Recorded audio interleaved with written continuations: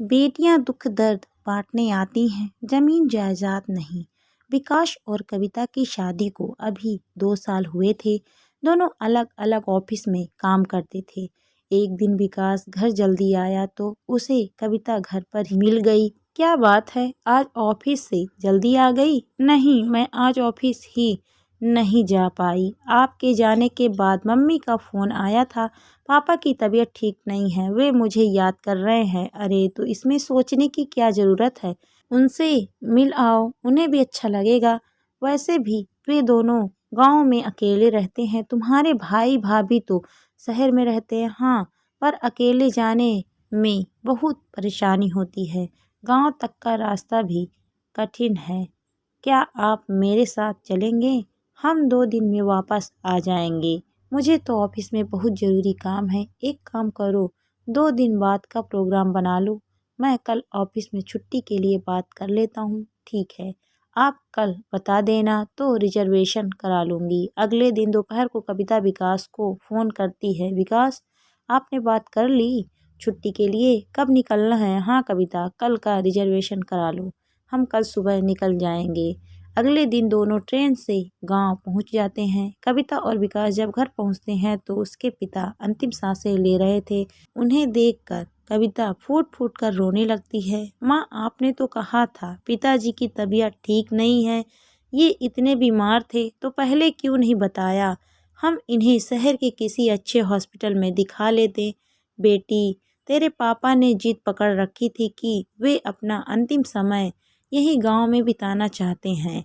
तभी पीछे से संजय की आवाज़ आई। संजय कविता का भाई था। हाँ, सब कुछ बेटी ही करेगी। बेटे के लिए तो इस घर के दरवाजे पहले ही बंद हो चुके हैं। सारी खबर बेटी को दी जाएगी, यही इलाज कराएगी। भैया, आप यह क्या कह रहे हैं? मैं भी अभी अभी आई हूँ और आपका फर्ज है माँ बाप का ख्याल रखने का। आप यहाँ से जाने के बाद कभी इनसे मिलने आए? तुम दोनों जा आ जाते गांव का हिस्सा अपने नाम करवाने। हमारी क्या ज़रूरत है? भैया, आपको शर्म नहीं आती? इस समय भी ऐसी बात कर रहे हो? देख नहीं रहे पिताजी की हालत? विकास ने कहा। संजय, हम दोनों को तुम्हारे गांव की ज़मीन जायदाद की ज़रूरत नहीं है। हमारे पास बहुत कुछ है। यह हिस्सा तुम्हें ही मुबारक हो। और ज़रूरी नहीं कि बेटी अपने पीहर आए तो हिस्सा मांगने ही आएगी। संजय मौके की नज़ाकत को देखकर चुप हो जाता है। कविता को अपने भाई की बातें बहुत बुरी लग रही थी। वह अपने पापा के सिरहने बैठकर रो रही थी। पिछले कुछ सालों की बातें उसके दिमाग में घूम रही थी। बेटी, तूने अपनी पढ़ाई पूरी कर ली, अब क्या विचार है? पापा, मैं नौकरी करना चाहती हूँ, उसके लिए शहर जाना पड़ेगा। ठीक है, तू नौकरी के लिए अप्लाई कर, मैं तेरे साथ शहर चलूँगा। कुछ ही दिनों में कविता की नौकरी पक्की हो जाती है। उसके पापा उसके साथ शहर आ जाते हैं। अच्छे से उसके रहने खाने का इंतजाम कर देते हैं। कुछ दिन उसके साथ रहकर वापस गांव आ जाते हैं। इस बात से संजय और उसकी पत्नी बहुत गुस्सा होते हैं। वे दोनों हर दिन माता पिता से लड़ते थे। एक दिन दुखी होकर पिता ने दोनों से कहा, तुम अपना रहने का इंतजाम कहीं और कर लो, हमें चैन से रहने दो। ये लो 1 लाख रुपए। संजय अपनी पत्नी के साथ शहर आ जाता है और नौकरी करने लगता है। उसके बाद संजय कभी गांव नहीं गया, यहाँ तक कि बहन की शादी में भी वह नहीं पहुंचा। यही सब सोचकर कविता रो रही थी। तभी उसके पिता ने आँख खोलकर अपनी बेटी को देखा।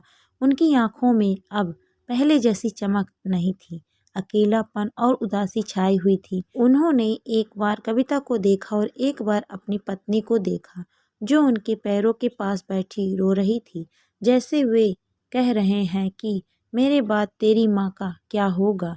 पापा, आप माँ की चिंता ना करें, इन्हें मैं अपने साथ रखूंगी। कविता की बात सुनकर उनके चेहरे पर संतोष के भाव आए, लेकिन आंखों से आंसू बह निकले।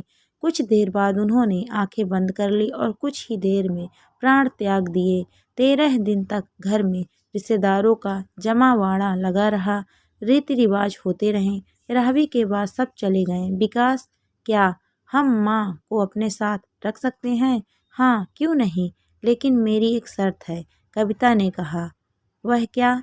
विकास, यह पूरी जायदाद माँ को संजय के नाम करनी होगी, जेवर रुपया सब कुछ, नहीं तो वह यही कहेगा जायदाद के चक्कर में माँ को ले गए। कविता ने संजय को बुलाकर अपना फैसला सुनाया और पेपर तैयार करवाकर सब कुछ उसके नाम कर दिया। चलते समय कविता ने संजय से कहा, भैया एक बात याद रखना, बेटियां केवल दुख दर्द बांटने आती हैं, जमीन जायदाद नहीं। दोस्तों, कहानी आपको कैसी लगी कमेंट करके ज़रूर बताइए। कहानी अच्छी लगी तो वीडियो को लाइक शेयर करें। अगर आप मेरे चैनल पर नए हैं तो प्लीज़ मेरे चैनल को सब्सक्राइब भी करें। Thank you for watching my video.